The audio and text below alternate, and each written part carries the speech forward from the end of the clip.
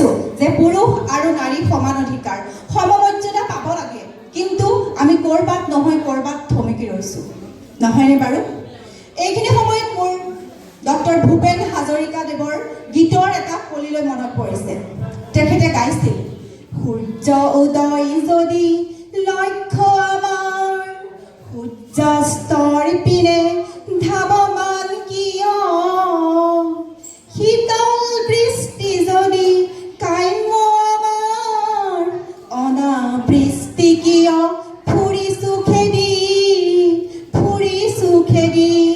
অৰ্থাৎ সূৰ্য উদয় আমাৰ লক্ষ্য, কিন্তু আমি সূৰ্যাস্তৰৰ পিনে ধাৱমান হৈছোঁ। শীতল বৃষ্টি আমাৰ কাম্য, কিন্তু আমি অনাবৃষ্টি ফুৰিছো খেদি।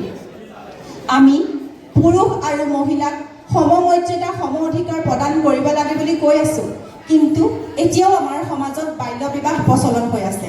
আমাৰ চৰকাৰখন বহু তৎপৰ হৈছে এই ক্ষেত্ৰত, কিন্তু আমি কেতিয়াবা বাতৰি কাকতত বা দূৰদৰ্শনত দেখিবলৈ পাওঁ এনেকুৱা ঘটনাবোৰ। আমি কৈ আছোঁ নাৰীক সম অধিকাৰ সমমৰ্যাদা প্ৰদান কৰিব লাগে, সকলো ক্ষেত্ৰতে নাৰী সমান হ'ব লাগে, কিন্তু আঁতৰাব লাগিব। যেতিয়া এটা শিশু সন্তান ঘৰত জন্ম হয়, সকলোৰে মুখখন শুকাই টেমিটোৰ দৰে হয়, কিন্তু তাৰ পৰিৱৰ্তে যেতিয়া এটা ল'ৰা শিশু সন্তানৰ জন্ম হয়, সকলোৱে আনন্দত আত্মহাৰা হৈ পৰে।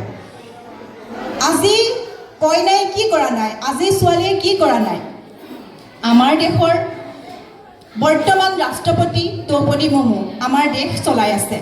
আপোনালোকে কল্পনা চাওলাৰ নাম শুনিছে, সুনিতা উইলিয়ামছৰ কথাটো ক'বই নালাগে, কিমান দিন মহাকাশত থাকি আহিছে। গতিকে আমি সকলোবোৰ কথা জানি শুনিও আমি পিছ হুহুকি ৰৈছোঁ। আমাৰ চৰকাৰখন বহু তৎপৰ হৈছে।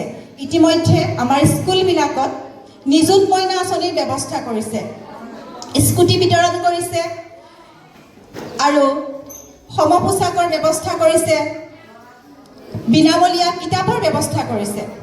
আৰু আমি আশাবাদী, আমি ভৱিষ্যতে আমাৰ মিছনত আমি ছাকচেছ হ'ব পাৰিম। আমি পুৰুষ আৰু মহিলা সমানে হাতে হাত ধৰি আগুৱাই যাব পাৰিম। এইখিনিতে মোৰ নৱকান্ত বৰুৱাদেৱৰ এটা শিশু কবিতা মই গাবলৈ ওলাইছোঁ। কেৱল মই দুটা পংক্তি গাম। ভাল পাওঁ আকাশৰ মেঘৰ ধেমালি, বেলিৰ লগত থাকোঁ লুকা ভাকু খেলি।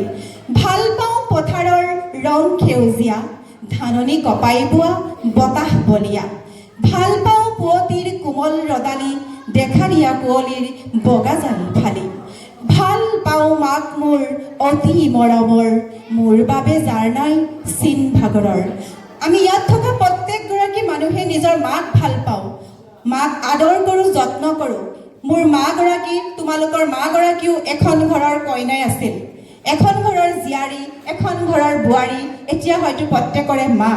গতিকে আমাৰ মাক সন্মান কৰা মানে আমাৰ কইনাসকলক সন্মান কৰা, আদৰ কৰা, যত্ন কৰা। গতিকে আমি আশাবাদী, আমি পুৰুষ আৰু মহিলা আমাৰ মাজত থকা যি বিভেদ সেই আঁতৰাই আমি হাতে হাত ধৰি আগুৱাই যাব পাৰিম।